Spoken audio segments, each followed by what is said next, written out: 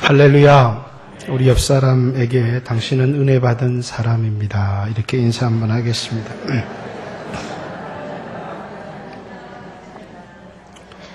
오늘 본당에 들어오면서 여기 가시나무가 이렇게 서 있을 거라고 생각을 했는데 꽃꽂이를 안 한 것 같아요. 가시나무가 기대했는데 오늘이 무슨 주일이죠? 오늘이 종료주일입니다. 종료주일. 예수님께서 우리 위해서 십자가 지시고 죽으신 것을 기념하는 절기입니다. 유대인들에게 유월절이라고 하는 출애굽의 절기가 있는 것처럼 기독교인들에게 예수님께서 우리 위해서 대신 십자가에 죽으시고 우리의 죄를 용서하셨다는 것을 기념하여 지키는 그 주일이 오늘 종료주일입니다.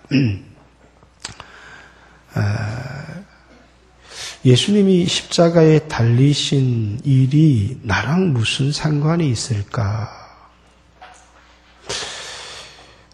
오늘 예수님이 이 세상에 오셔서 내가 너를 위해 피 흘린다. 이러면 또 모를까?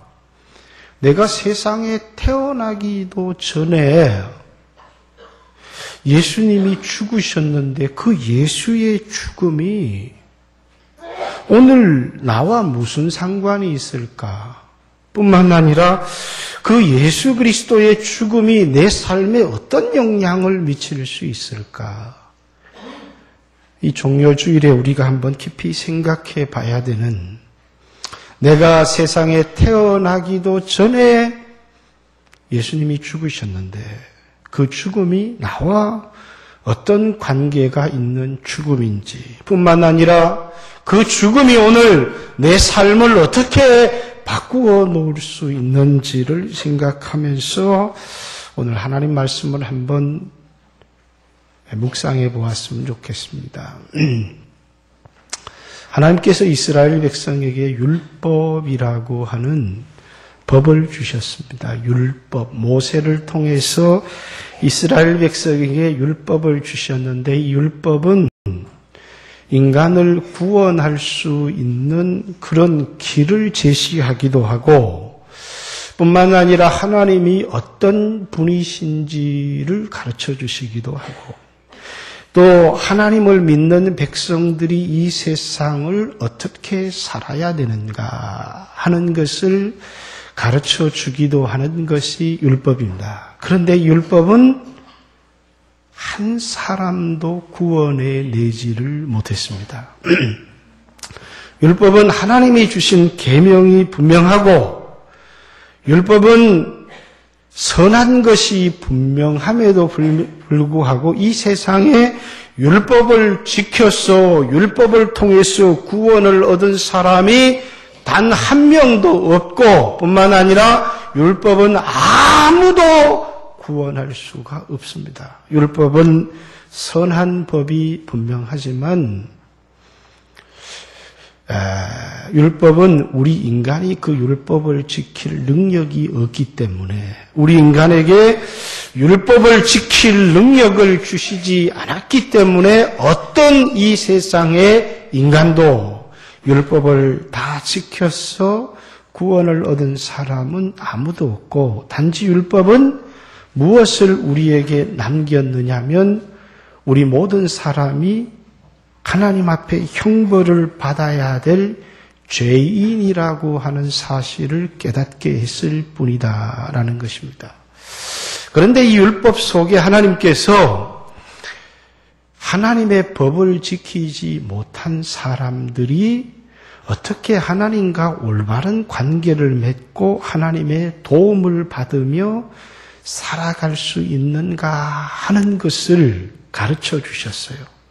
이 율법 속에는 분명히 하나님의 법을 지키지 못해서 죄인이요 영원히 멸망받아야 될 사람이라는 것을 가르쳐 주시기도 했지만, 이 율법을 지키지 못한 사람들을 위해서 어떻게 하나님과 올바른 관계를 맺고 또 하나님의 축복을 받을 수 있는지를 어렴풋이 우리에게 가르쳐 주었는데 그것이 율법 속에 있는 제사 제도입니다. 그래서 하나님은 계명만 주신 것이 아니라 율법 속에는 뭡니까? 제사법도 있습니다. 제사를 드려야 되니까 누가 있어야 돼요? 당연히 제사를 주관하는 제사장이 있어야 합니다. 그래서 하나님이 아무나 제사장을 세우지 아니하시고 이스라엘 12지파 중에서 레위 지파를 선택해서 이 사람들에게는 땅을 기업으로 주시지 않고 오직 성전에서 하나님 앞에 제사를 드리는 일만 전념하게 하셨습니다. 그러면 이 사람들은 뭘 먹고 사는가 했더니 이스라엘 나머지 백성들이 드리는 10의 1조를 받아서 살게 하셨고 그리고 이 사람들은 오직 성전에서 하나님을 섬기며 제사하는 일만 주관하게 하셨습니다. 이것이 레위 지파 제사장들이 하는 일입니다. 그런데 히브리서에 와서 예수님이 대제사장이시다 이렇게 얘기를 하니까 이 말을 듣는 유대인들이 깜짝 놀라는 것입니다. 예수님이 제사장이라니. 제사장은 누가 제사장이어야 돼요? 레위지파 사람이 제사장이어야 되는데 어떻게 유다지파의 예수님이 제사장이 될 수가 있는가라고 하는 의문이 생기는 것입니다. 다시 말해서 제사장은 사람 가운데 택할 뿐만 아니라 하나님이 부른 사람이어야 되는데 사람 가운데 하나님이 부른 사람은 레위지파 사람인데 어떻게 유다지파에 나신 예수님이 제사장이 될 수 있을까? 그것을 이 히브리서 7장에 설명을 하고 있습니다. 자, 이스라엘 사람들에게 이건 이상한 일이 아니다. 이러면서 이것은 성경에 나와 있는 일인데 레위지파가 아닌 사람이 제사장이 된 일이 있었다는 겁니다. 그게 누구였다고요? 멜기세덱이었다는 거예요. 그래서 7장 1절부터 10절까지는 멜기세덱과 예수님이 얼마나 흡사한지 그리고 11장부터 28장은 레위지파 제사장과 멜기세덱의 반차를 따르는 제사장인 예수님이 얼마나 다른 분인지 레위지파 제사장은 온전하지 못하고 멜기세덱의 반차를 따르는 멜기세덱의 반차를 따르는 제사장이신 예수님은 온전하신 분이라는 사실을 설명하기 위해서 기록해 놓은 겁니다. 다시 말해서 이스라엘 사람들은 레위지파만 제사장이 될 수 있다고 생각했는데 구약에 아브라함에게 제사장이 있었는데 그 사람이 멜기세덱이었다. 그런데 그 멜기세덱이라는 사람의 이름이 의의 왕이고 평강의 왕이다. 예수님의 이름이 뭐예요? 의의 왕이요 평강의 왕이다. 예수님의 이름과 멜기세덱의 이름의 의미가 똑같을 뿐만 아니라 멜기세덱은 족보도 없고 태어난 날도 없고 어머니도 없고 아버지도 없고 죽은 날도 없고 하나님의 아들과 닮아서 영원히 제사장으로 있느니라 이렇게 얘기를 하는 거예요. 그러니까 예수님은 뭡니까? 아버지도 없고 어머니도 없고 시작한 날도 없고 끝나는 날도 없고 영원한 제사장으로 계시는 분은 예수님밖에 없다는 거예요. 그래서 예수님은 멜기세덱의 반차를 따르는 제사장이다. 이렇게 이야기를 하면서 오늘 11절부터 레위 계통의 제사 직분으로 말미암아 온전함을 얻을 수 있었으면 백성이 그 아래서 율법을 받았으니 어찌하여 아론의 반차를 따르지 않고 멜기세덱의 반차를 따르는 다른 제사장을 세울 필요가 있었겠느냐? 이 말은 레위 지파 제사 직분으로는 온전함을 얻을 수 없다. 이렇게 얘기를 합니다. 레위 지파 제사장은 일시적으로 세우기는 했지만 약점을 가지고 있다는 겁니다. 그 약점이 뭐예요? 사람이기 때문에 영원히 제사장으로 있지 못하고 제사장이 자주 바뀌고 갈려진다는 것입니다. 그래서 여기 24절에 제사장 23절이죠. 이 제사장 된 그들의 수요가 많은 것은 죽음으로 말미암아 항상 잊지 못함이로되 예수는 영원히 계심으로 그 제사장 직분도 갈리지 아니하니라. 이렇게 얘기하죠. 레위 지파 제사장은 사람이 죽기 때문에 그 제사장이 영원히 있지 못하지만 그러나 예수님은 우리의 영원한 제사장이 되어서 지금도 하나님 보좌 우편에서 우리를 위하여 대신해서 간구하시는 분이시다. 그러니까 레위 지파 제사장 직분과 예수님의 제사장 직분은 전혀 다른 것입니다. 뿐만 아니라 26절에 이러한 대제사장은 우리에게 합당하니 거룩하고 악이 없고 더러움이 없고 죄인에게서 떠나 계시고 하늘보다 높이 되시니라. 그는 저 대제사장들이 먼저 자기 죄를 위하고 다음에 백성의 죄를 위하여 날마다 제사 드리는 것과 같이 할 필요가 없으니 레위 지파 제사장의 특징은 뭐라고요? 자기도 죄인이기 때문에 먼저 자기의 죄를 위하여 제사를 드려야 되고 그 다음에 백성의 죄를 위하여 제사를 드려야 되는데 이러한 대제사장, 우리에게 있는 대제사장이신 예수는 거룩하고 악이 없고 더러움이 없고 죄인에게서 떠나 계시고 하늘보다 높이 되신 분이기 때문에 레위 지파 제사장과는 전혀 다르다. 뿐만 아니라 이는 그가 날마다 제사를 드리는 것과 같이 할 필요도 없다. 그들은 제사를 드리는데 뭐라고요? 날마다 제사를 드려야 되는. 왜냐하면 그것은 잠시 잠깐 효력을 발휘할지 모르나 예수 그리스도의 피를 기념하기 위한 것이지 영원한 속죄를 이루는 것이 되지 못하기 때문에 제사장마다 죄를 지을 때마다 날마다 제사를 드려야 되지만 만약에 하나님의 아들이 이 땅에 오셔서 우리가 죄를 지을 때마다 날마다 십자가에 죽으셔야 된다면 여러 번 예수님이 고통을 받으셔야 되지만 예수님께서는 단번에 자기의 몸을 들여 십자가의 죽으심을 통해서 영원한 속죄의 제사를 드리셨다. 이렇게 얘기를 합니다.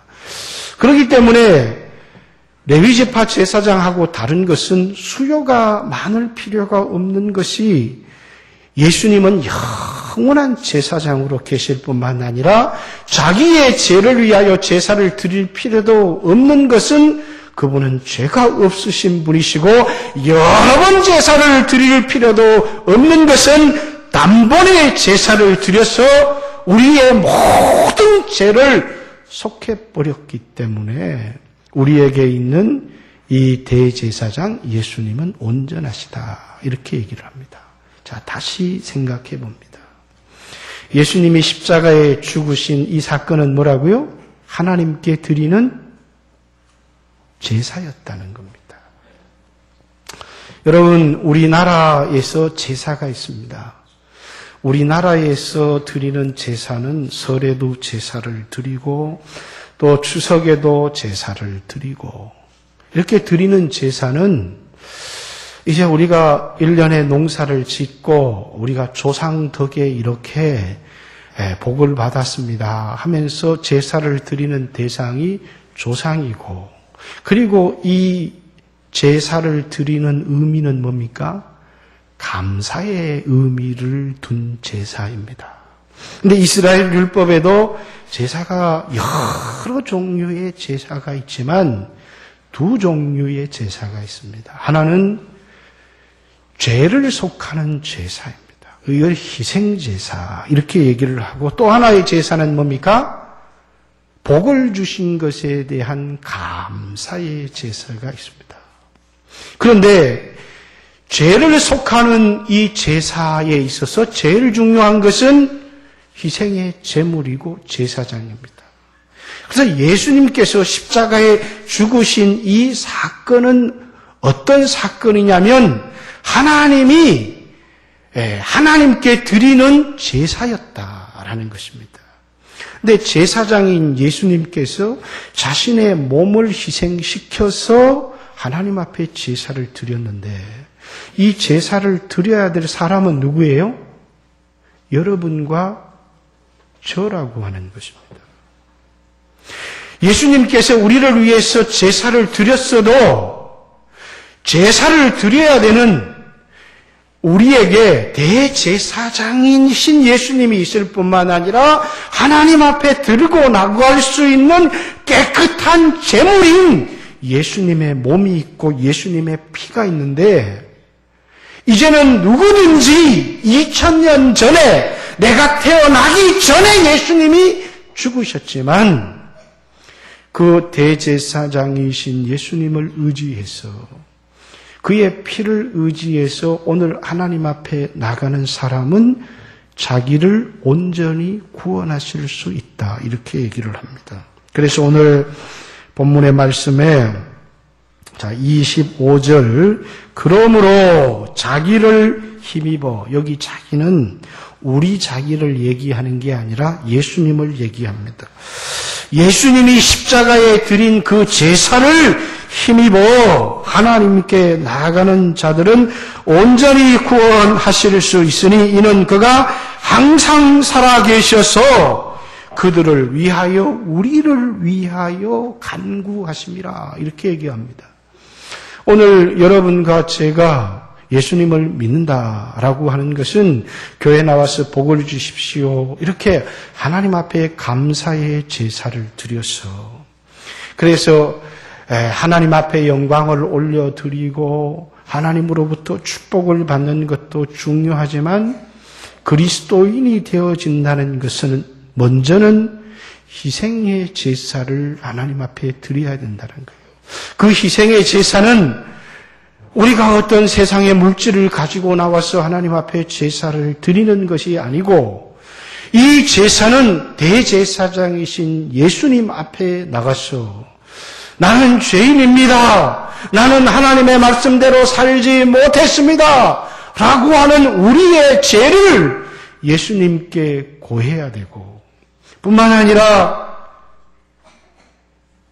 우리가 지은 죄를 위하여 희생의 제물, 예수님께서 대속의 제물이 되셨다, 이렇게 얘기합니다. 그래서 예수님께서 인자가 온 것은 섬김을 받으려 함이 아니라 섬기려 하고 많은 사람들을 위하여 자신의 몸을 대속 제물로 주러 오셨다, 이렇게 얘기를 합니다. 왜 하나님이 사람이 되셨느냐? 하나님이 사람이 되시지 않으면 제사장이 될 수 없기 때문이고, 하나님이 사람이 되시지 않으면 피를 흘려서 대속의 제물이 될 수 없기 때문입니다. 이 세상에 어떤 사람의 피로도 우리의 죄를 속할 수가 없고, 구약에는 정결한 짐승을 잡아서 예수님을 예표하는 죄가 없는 깨끗한 짐승으로 제사를 드렸지만, 그 정결한 짐승은 우리의 죄를 없이 하지 못하는 것이고, 깨끗한 죄가 없으신 예수님을 상징하는 모형이었지, 짐승의 피가 우리의 죄를 깨끗게 하실 수 있겠느냐라는 것입니다. 예수님이 이 세상에 오신 것은 피 흘리시기 위하여 오셨습니다. 그렇기 때문에 피 흘림이 없이는 사함이 없느니라 이렇게 얘기를 했고, 이 세상에 수없는 사람들이 있지만 내 죄가 용서를 받기 위해서는 제사를 드려야 합니다. 무당이나 어떤 세상에 구설을 하는 사람들이 100만 원을 가지고 오시오, 1000만 원을 가지고 오시오, 그것으로는 우리의 죄를 도무지 깨끗하게 할 수가 없고, 만약에 용서받는 제사를 드리는데 많은 돈이 들어가야 된다면 이 세상에 가난한 사람은 용서받지 못할 것입니다. 그런데 예수님께서 자신의 몸을 단번에 드려서 우리를 위한 제사를 드렸고, 누구든지 대제사장이신 예수님 앞에 나가서 자신의 죄를 고백하거나 예수님의 피를 힘입어 하나님 앞에 나가는 자들은 온전히 자신을 구원할 수 있다라는 것입니다. 예수님의 피의 가치는 1000만 원도 아니고 억도 아니고 10억도 아니고 100억도 아니고 이 세상에 어떤 돈을 주고도 우리의 죄를 용서할 수 없지만은 하나님의 아들이 피 흘려서 우리의 죄를 용서해 주셨다라는 것입니다. 그리스도인이 된다는 것은 이런 것입니다. 내가 오늘 비록 넘어졌고 실패했습니다. 세상 사람들은 뭐라고요? 나는 죄가 없는 사람인 것처럼, 거룩한 사람인 것처럼 살아갑니다. 그러나 우리는 하나님 앞에서 나는 죄인입니다. 이렇게 고백하는 것입니다. 이 세상에 이기적이지 않은 사람이 있습니까? 이 세상에 죄가 없는 사람이 있습니까? 만약에 자신을 죄가 없다라고 말하면 하나님을 거짓말쟁이로 만드는 사람일 뿐만 아니라 구원을 얻을 수 없는 사람입니다. 이 세상에 어떤 사람도 죄가 없는 사람이 하나도 없기 때문입니다. 그러나 우리가 대제사장이신 예수님 앞에 우리의 죄를 자백합니다. 우리가 우리의 죄를 자백하면 하나님은 미쁘고 의로우사 우리를 모든 죄에서 깨끗게 하실 것이요. 그리스도인이 된다는 것은 죄가 없는 사람이 된다는 것을 의미하는 것이 아니라 자신의 죄를 자백함으로 용서받은 사람이 되어진다는 것입니다. 그래서 우리가 은혜를 받았다는 말은 용서를 받았다라는 것입니다. 여러분, 제사를 드리지 않는 사람은, 구약에도 율법을 어긴 사람은 짐승의 피를 가지고, 깨끗한 짐승의 피를 가지고 레위 지파 제사장 앞에 가서 자신의 죄를 자백하고, 그리고 자신의 죄를 짐승에게 전가하는 겁니다. 그리고 그 짐승을 죽여서 제사를 드림으로 용서를 받도록 했습니다. 그렇듯이 우리가 우리의 죄를 자백하는 이유는 어디에 있느냐면 우리의 죄를 예수님께 전가하는 것이고, 그리고 예수님이 피 흘리심을 통해서 우리가 받아야 될 모든 형벌을 예수님이 대신 담당하시고 우리에게 용서라고 하는 은혜를 주시는 것입니다. 그래서 여러분과 제가 이 제사를 드림으로 말미암아 하나님으로부터 용서를 받고 의롭다함을 얻고 구원을 얻는다는 것입니다. 레위지파 제사장으로는 온전함을 얻을 수 없었으나, 그러나 아론의 반차를 쫓아 우리의 대제사장이신 예수 그리스도 앞에 나가서 우리의 죄를 자백하고 하나님 앞에 제사를 드리는 사람마다 자기를 온전히 구원할 수 있다, 이렇게 얘기를 합니다. 지난주에도 여러분들에게 얘기를 했지만 신앙생활을 오래 한 사람들마다 깊은 정죄감을 가지고 있습니다. 내가 하나님으로부터 복을 받을 수 있을까? 계속해서 넘어지고 실패하는데 하나님이 나를 도와주실까? 우리가 어떻게 해야 하나님으로부터 은혜를 받고 기도의 응답을 받고 도움을 받는지 성경을 통해 이해를 해야 되는 것입니다. 오늘 우리는 온전한 사람이 없어요. 아무도 우리는 온전하지 못합니다. 우리는 연약합니다. 그러기에 우리는 넘어집니다. 죄를 짓습니다. 우리는 실패합니다. 그러나 이런 죄인이 어떻게 용서를 받고 은혜를 받을 수 있는지를 율법이 우리에게 가르쳐 주시고 그 율법을 온전히 성취하신 분이 예수님이시다라는 것입니다. 여러분과 저는 그것을 통해서 내가 의롭게 되었다. 죄를 용서받게 되었다. 구원을 얻은 사람이 되었다. 이렇게 얘기를 합니다. 여러분, 구원을 얻은 사람들은 이 세상을 어떻게 살아가야 되느냐. 사도 바울은 자신이 이 세상에 죽음이 가까워 왔을 때 영적인 아들 디모데에게 편지를 쓰면서 전제와 같이 내가 부어지고 내 떠날 기약이 가까웠다. 이렇게 얘기를 합니다. 자, 바울의 삶이 뭐였다는 거예요? 제사였다는 거예요. 예수님이 십자가에 죽으신 것이 세상 사람들은 정치적인 음모 때문에 죽었다. 이렇게 얘기하지만 우리 예수 믿는 사람들은 그것은 여러분과 저를 위하여 하나님 앞에 드려지는 제사였다. 이렇게 이해를 하는 것이잖아요. 그것이 믿는 사람과 믿지 않는 사람의 차이예요. 그리고 이 세상에 예수를 믿는 사람들은 자신의 삶을 뭐처럼 살아가느냐면 하나님 앞에 제물로 살아간다는 거예요. 그래서 바울은 자신의 마지막 죽음을 하나님 앞에 드려지는 제사다. 이렇게 얘기를 합니다. 전제와 같이 내가 부어지고 내가 떠날 기약이 가까웠다.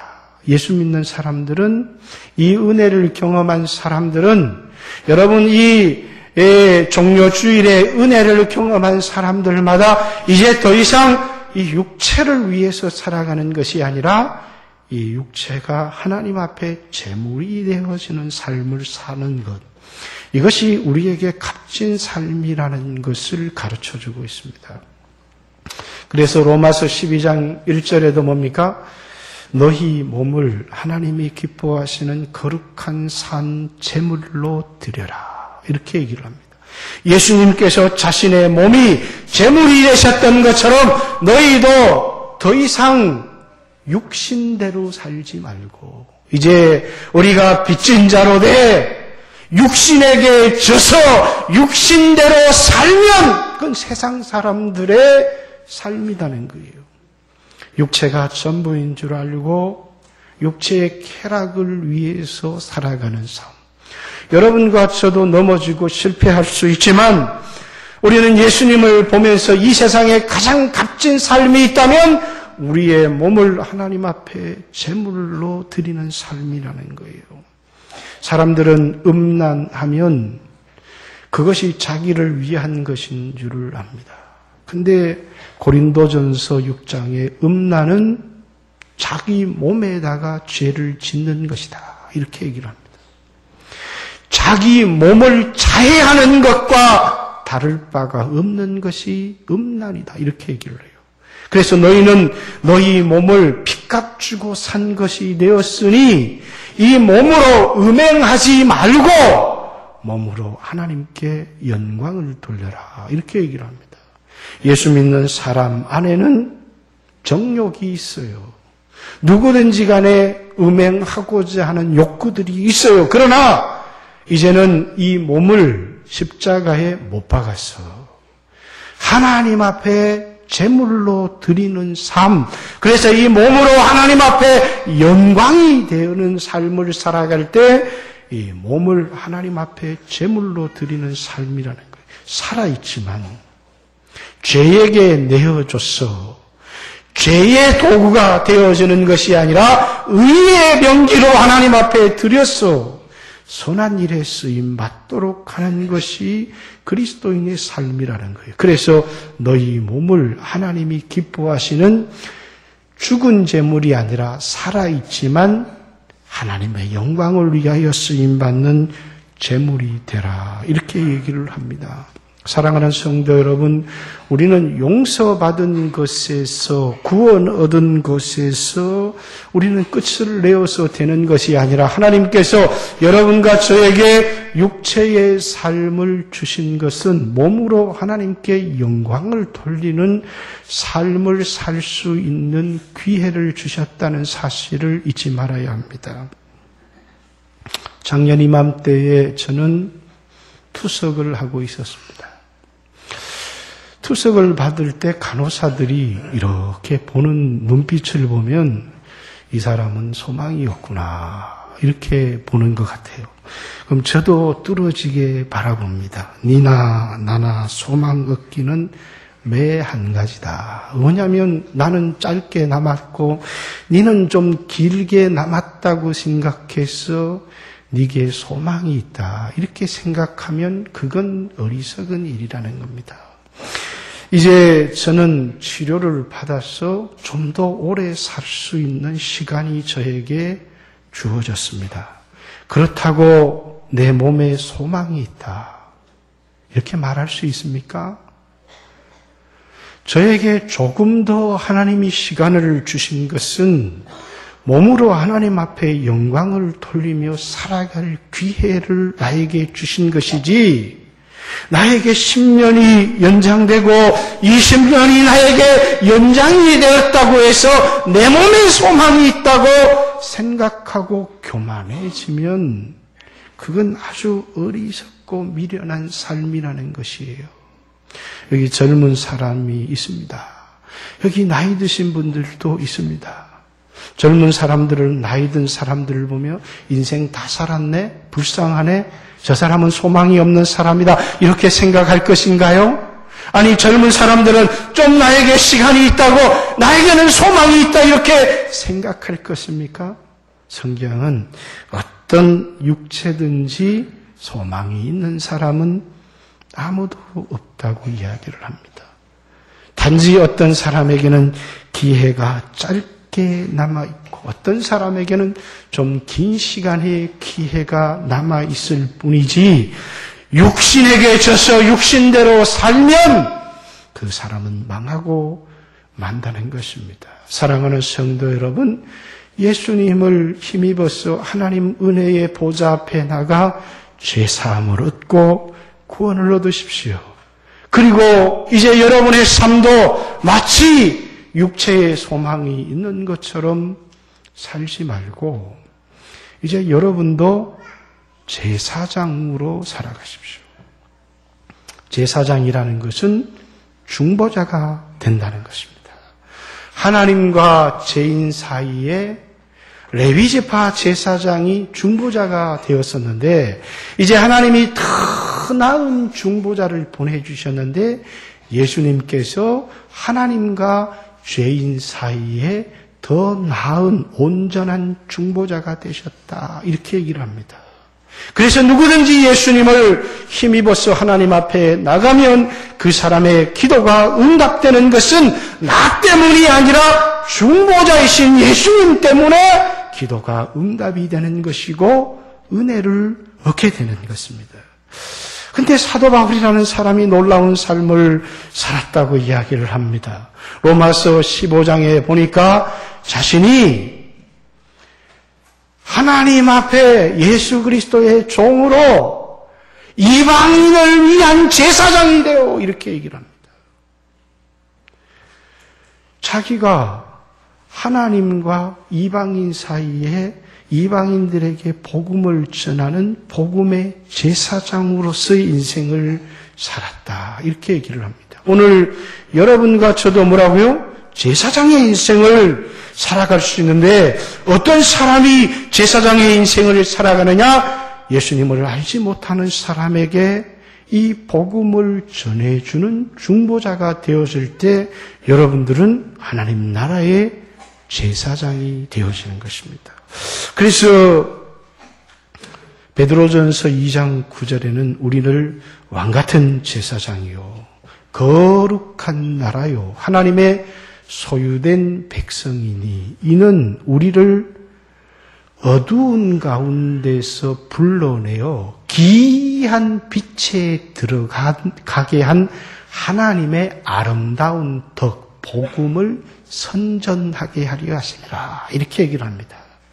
누가 제사장이냐는 것입니다. 복음을 선전하는 삶을 살아가는 사람이 뭐라고요?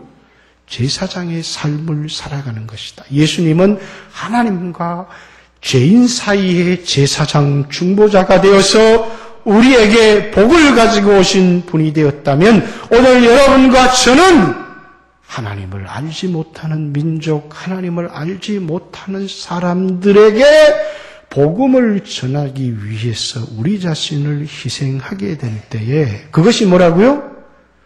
하나님 앞에 제사장의 삶을 살아가는 것이다. 이렇게 얘기를 합니다. 뿐만 아니라 바울은 빌립보서에서도 선교를 하는, 그래서 그 선교를 하다가 감옥에 갇힌 자기를 위해서 헌금을 보내준 빌립보 교회 성도들에게 편지를 쓰면서도 너희가 보내준 헌금은 하나님이 받으실 만한 향기로운 제물이었다. 이렇게 얘기를 합니다. 참 놀랍습니다. 여러분과 저도 뭡니까? 몸으로 하나님 앞에 제물이 되어지는 삶. 그것은 육신을 위하여 살지 아니하고 정욕대로 살지 아니하고 몸으로 하나님 앞에 영광을 돌리는 삶을 살아갈 때 우리도 이 몸이 하나님 앞에 드려지는 귀한 제물이 되어질 수 있고 우리가 가진 소유도 선교사들을 위해서 복음을 전하는 사람들을 위하여 쓰여질 때 그것이 하나님 앞에 향기로운 제물이 되어질 수 있고 여러분과 제가 복음을 알지 못하는 사람들에게 이 복음을 전하는 일을 하게 될 때 여러분과 제가 하나님 나라의 제사장이 될 수 있다고. 그래서 바울은 이렇게 얘기를 합니다. 이제 내가 전제와 같이 부어지고 나의 떠날 기약이 가까웠다. 나는 이 땅을 살아가면서 선한 싸움을 다 싸우고 나의 달려갈 길을 마치고 믿음을 지켰다. 거기서 끝. 이러면 우리가 그런 삶을 살아야 될 이유가 없잖아요. 왜 우리는 제물이 되는 삶을 살아야 되고 왜 우리의 물질이 성교를 위해서 향기로운 제물이 돼야 되고 왜 우리가 제사장으로 살아야 되겠습니까? 이후로는 있기 때문에 이후로는 나를 위해서 의의 멸류관이 준비되어져 있다. 나만 위하여 준비된 것이 아니라 예수님의 나타나심을 사모하는 모든 자에게니라. 다시 오실 예수님. 예수님이 2000년 전에 이 땅에 오셔서는 뭘로 오셨어요? 제사장으로 오셨습니다. 우리를 위한 제물로 오셔서 십자가에 비참하게 죽으셨는데 그것은 여러분과 저를 구원하기 위한 제사장이 되시고 제물이 되시기 위하여 죽으셨지만 예수님이 다시 오실 때는 이 땅에서 그 예수님을 의지해서 용서받은 사람들을 이 세상에서 구원해낼 뿐만 아니라 예수님처럼 제사장이 되고 제물이 되어진 사람들에게 의의 멸류관, 영광의 멸류관, 생명의 멸류관을 주셔서 영원히 주님과 함께 왕노릇하는 삶을 살게 하기 위해서 예수님이 다시 오신다. 이렇게 말하고 있습니다. 고난주간 맞이해서 다시 한번 예수님의 십자가의 죽음은 우리를 위한 제사였다. 그래서 그것을 속죄의 제사 또는 속건제 또는 대속제물 이렇게 이야기를 하잖아요.